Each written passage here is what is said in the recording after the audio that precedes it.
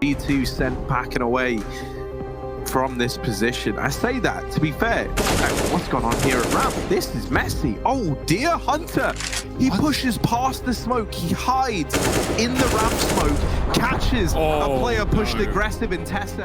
Actually swings out short. He caught a timing in between the peaks. Heroic, and you'll already see across the map players just peeling back from their positions, trying to get into this A site, but they might not be needed. Device? You're not supposed to be on that side of the ropes, my dude. My God, I'd be so scared. Yeah. Oh. And actually, I take that back. That's the last place I want to be. On the receiving end of Devices off. A dangerous game to play, but oh my God. Regardless, swapping to the M4. Let's go. A jack of all trades. I'm out of here. That's nuts. Yugi playing a dangerous game right now, but the smoke denies his route. He was thinking maybe he could fall back into construction. Now he's going to need these crisp AK headshots, and he starts off with the first one, hits the second, MSL's low. New Jersey! Yugi! And it has already worked once. We saw Art go down, blow away first from inside the smoke, etc. Now it's Henny at bat. Grabs the double, a third. And this is all you needed, baby. 4 near 5 shots from Henny, all hitting the mark until the last.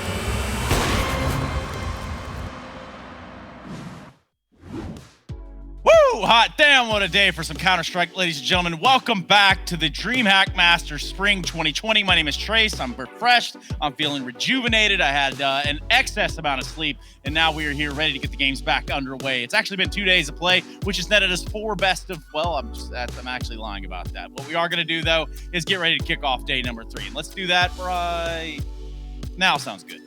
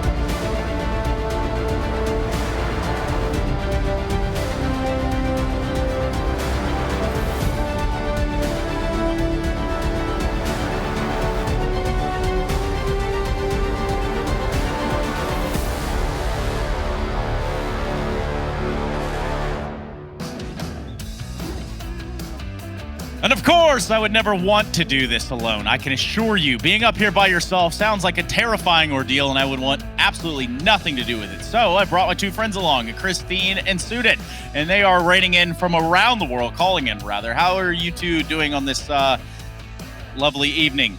And yeah, I guess it would be evening for both of you, yeah. Is it evening for you, Potter? I don't know.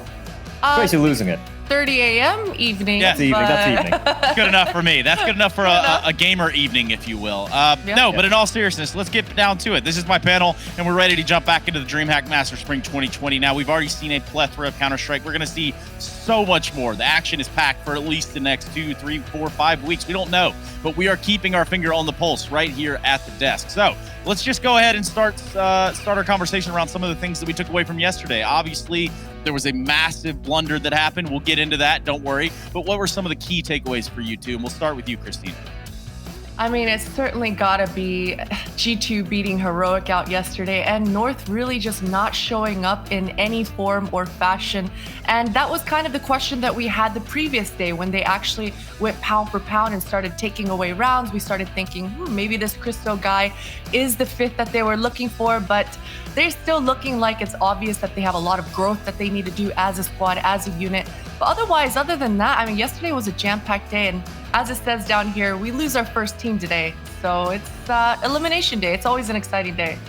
Oh, we definitely lose a team today, and I'm surprised that we started losing players out of a server yesterday. Sudin, what in the freak happened here with this G2 bomb defusal for anyone What living in under the a rock? frick happened? Yeah, listen, I don't know what happened. I don't think anyone knew what happened there, but you can clearly see it was a 1v3. Kenny S dies. Nico sticks the bomb, and then he gets off it because he doesn't have the kit. But instead, if he had stuck it, he could potentially have still got the defuse. And then Starvin comes in. There's no time remaining, and Heroic lost to the bomb. They pulled off a G2. Even G2 were like, hey, come on, hello, you're Heroic, we're G2, it's not supposed to be happening. And then what happens is Heroic almost had a 2-0, and then G2 mount the comeback, they take it to overtime, and they win this series. And even Malik in the interview is like, yeah, we didn't deserve to win that one. I feel bad for Heroic. So, like, in a weird way, nobody really won that series, but ultimately G2 won that series, Christine.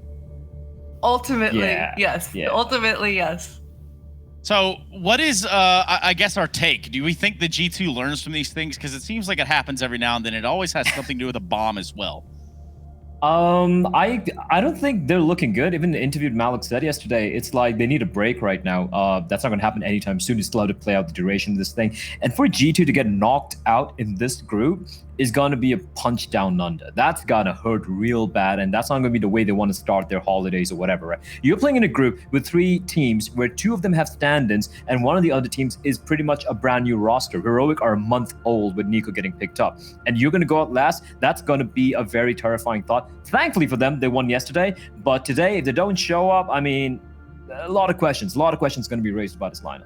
Yeah, a lot of questions going to have to be raised right there, Christine. We're going to be jumping back to you in a second, but first, I think we have the opportunity to catch back in yesterday with one of the coaches. What happened? It's actually funny. We don't know what happened in those scenarios. Usually we are the other guys. But this time around, like, we were like, what? Really? Okay, so first, our bad, like, we should always stay till the last second and don't do that at home. It's never finished, obviously. It's very unfortunate for them. I think they deserve to take the win. I do think we are not playing the best Counter-Strike. We are saying that every day, but what, Malik? But what? You can't just leave us on a cliffhanger. I'm kidding. You can go back and watch the VODs if you really want to. That was from yesterday. And of course, they had just a tumultuous time. They're not the only ones either. And I believe it's time for us to kind of kick this into a more serious mode. And Christine and Sudin, as 2 people that have been around this game for quite some time, let's begin to kind of talk about some of the exhaustion that can happen here and some of the actual, byproducts of this. We're starting to see teams pick up more and more players. We've got Astralis, for example, without Glaive yesterday. And the day prior, we got to see them with a glimpse of Yugi. Let's kind of bring this one in full circle and say, what are some of the key points of exhaustion that happen right here within, potentially playing too much?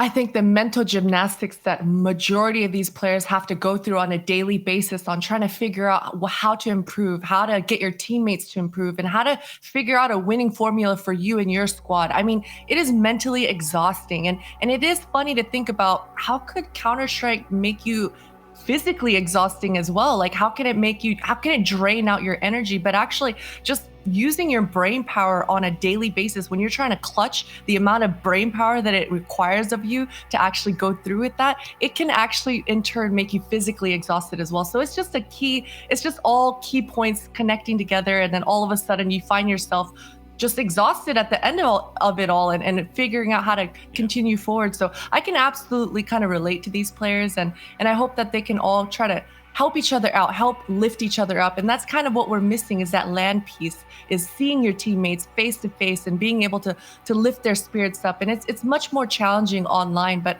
I think a lot of these players and teams, they've got to figure it out. Oh, yeah. And, Sudin, we're going to jump back in with you with the same topic. But first, I kind of want to just dive a little bit further into sort of one of the things that's been talked about. It's a hot topic around the community right now, and I think now is a great time to take a deeper look.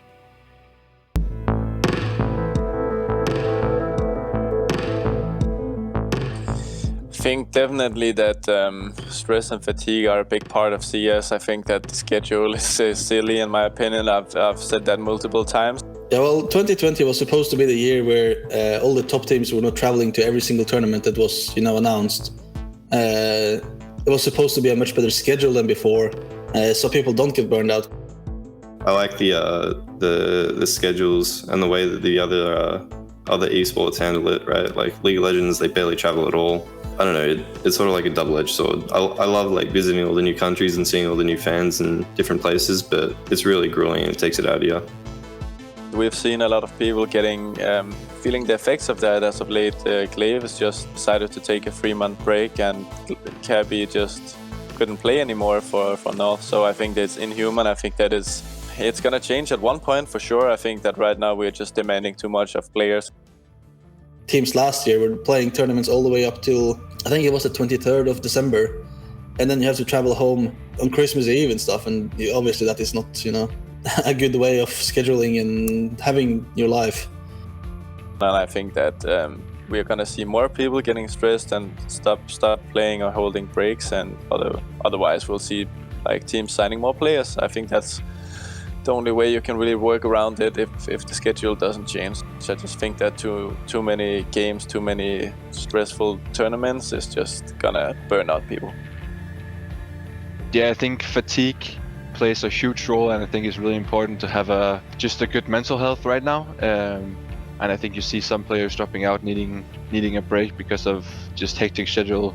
I don't think there's ever really been like a real time to have a break. So yeah, you see some players having a burnout, and they just gotta take a step back and clear their head and refocus. I mean, I really like that all the organizers and all those things are getting their attention to this, because it is going to be a big problem if things doesn't change. I mean, I think it's really important that things change, and it looks like it's going in the right way. I even see people suggesting changing the format and stuff with the max rounds. I have a very good faith in how the scene is going to progress in those terms, so it's going to be good, I think.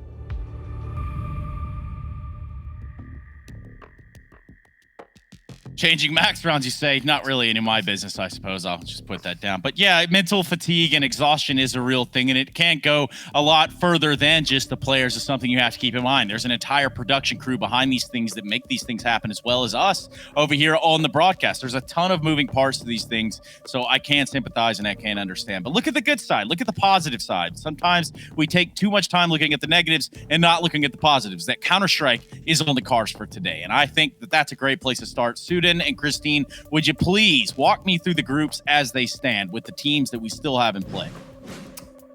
Yep, for EU, I mean, it's interesting, right? Obviously, we're going to be playing out the entirety of Group A, and then we have them moving on to Group B, C, and D. So right now, Group A, final day here, at least to decide which team is going to get knocked out and which team is going to go through on top of the groups. Right now, Astralis, G2, North, and Heroic, and Astralis looking good. They are unbeaten at the moment. The other teams almost tied. And for NA, Christine, want to take this one away?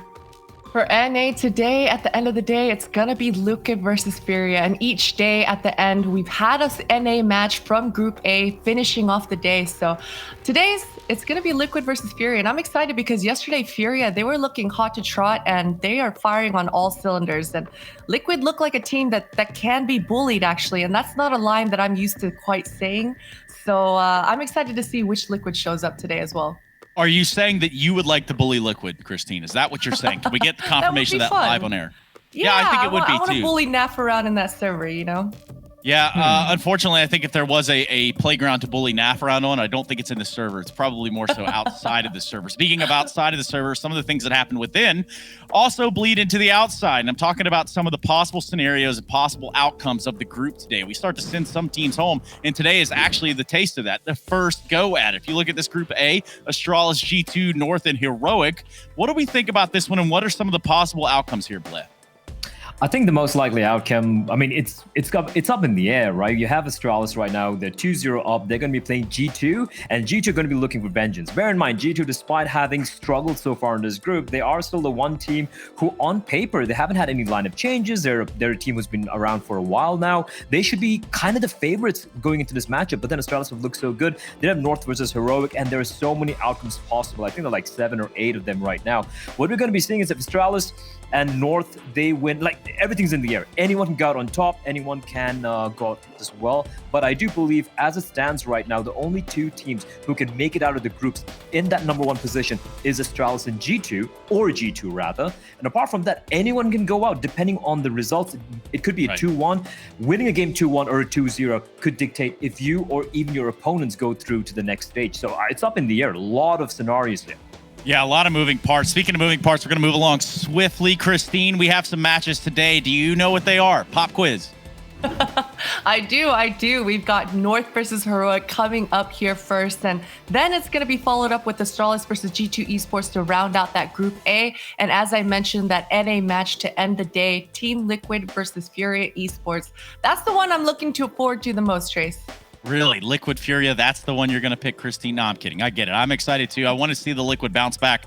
But of course, we have to wait for that one. This is the very last game of the day. For the first 2 games of the day, we will be situated right here, front and center, ready to get this thing going. Sort of like the people that make this very much a reality. Sort of like those people, aka the sponsors, that make this actually happen. So we have to give a big shout out to them. It's going to be CORSAIR. It's going to be Monster. It's going to be Intel, of course. We have AT&T. There's Betway. There's DTS. There's a whole slew of people that are making this possible, and you have to bring some hype. You have to bring some ruckus for them. But for me, I want to bring the freaking noise. It's time for the DreamHack Master Spring 2020, and we're about ready to get our first match of the day underway.